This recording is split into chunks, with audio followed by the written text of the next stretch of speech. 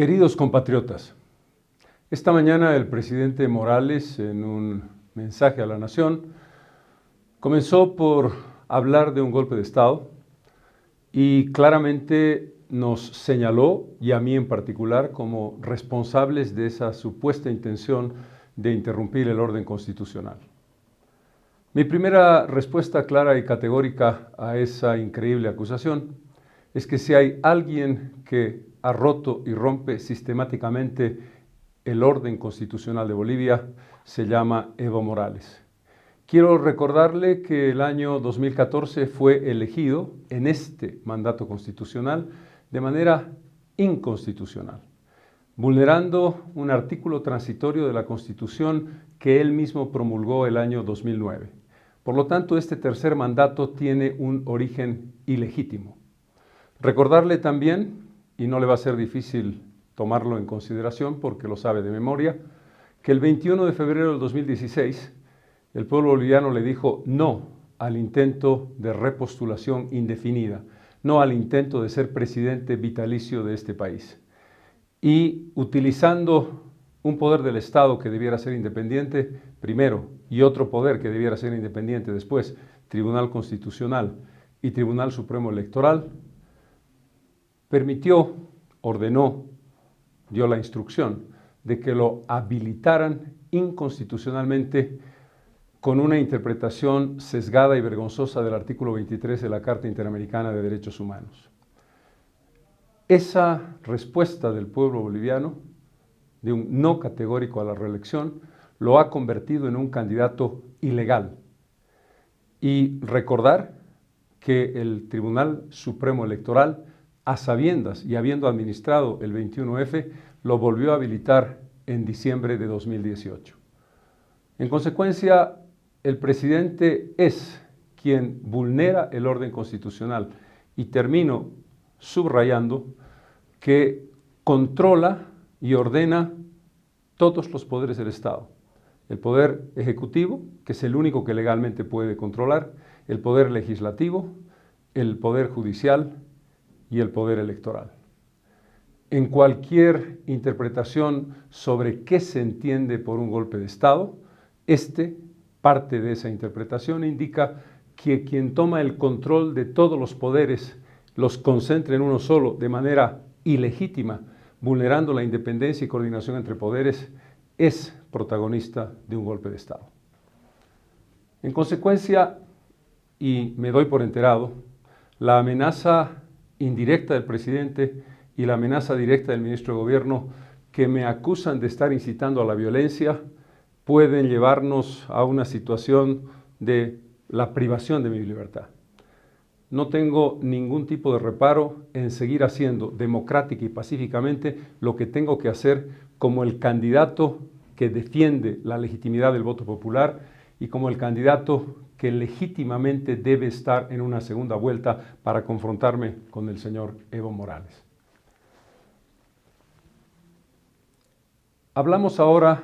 del tema central que se está convirtiendo en el punto de quiebre, esta vez irreversible, de nuestra democracia: las elecciones del 20 de octubre. En las elecciones del 20 de octubre, el pueblo boliviano, una vez más, nos dio a todos una lección de civismo y patriotismo, con una participación masiva, con una voluntad pacífica y una voluntad cívica extraordinaria sobre un elemento clave: la seguridad de que esta vez no se burle el voto popular, por segunda ocasión después del 21 de febrero. Sin embargo, los resultados que hoy estamos viviendo, la afirmación ilegal del presidente que se da por ganador cuando todavía no tenemos los resultados finales, y lo que más nos preocupa, el hecho de que el TREP, que era el supuesto elemento de garantía, fuera arbitrariamente suspendido en el conteo cuando estaba al 83%, dejando durante casi 20 horas en vacío completo la información, marca claramente la voluntad política de quien controla el Tribunal Supremo Electoral, el presidente Evo Morales, de, dándose cuenta, como lo habían comprobado dos empresas independientes, Vía Ciencia y Jubileo, que la distancia entre el primero y el segundo era menor a 4 puntos o alrededor de 4 puntos y, descontento con esa posibilidad, ordena que se interrumpa ese conteo.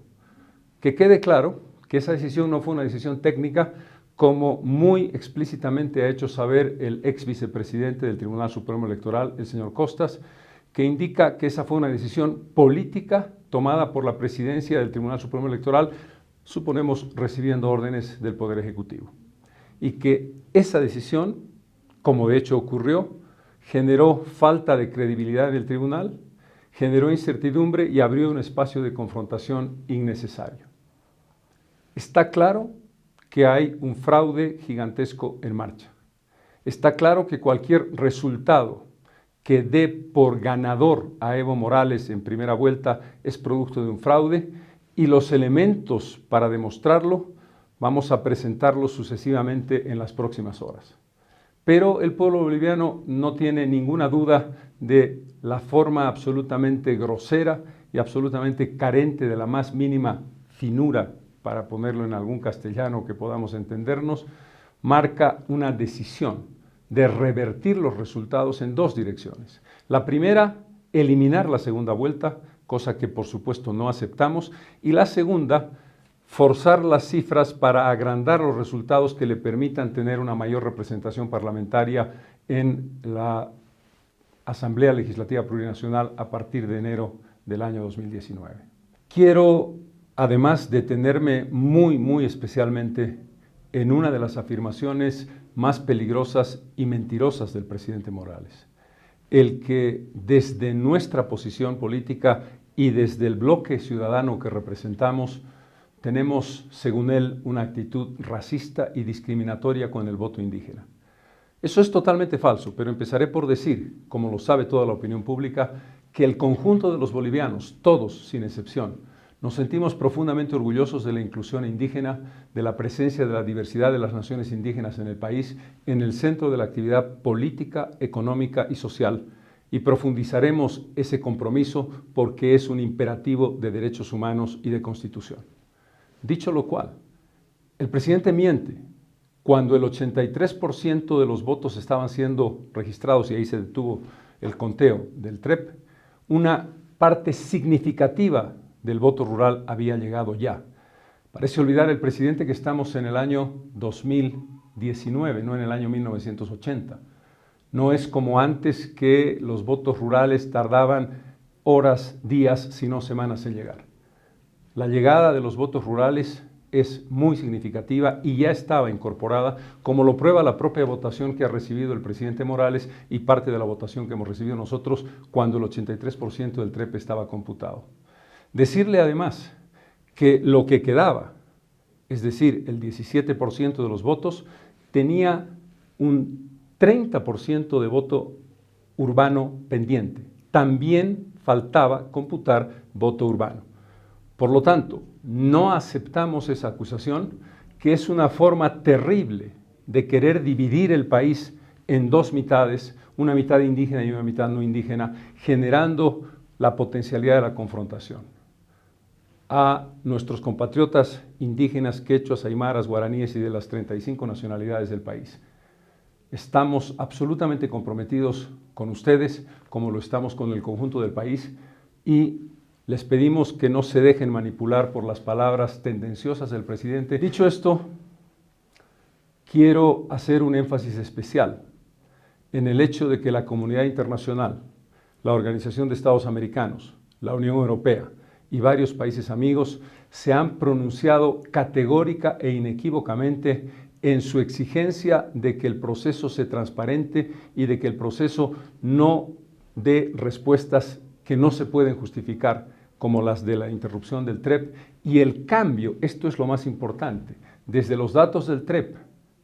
en comparación con Vía Ciencia y con Jubileo, a lo que vino después de ese agujero negro,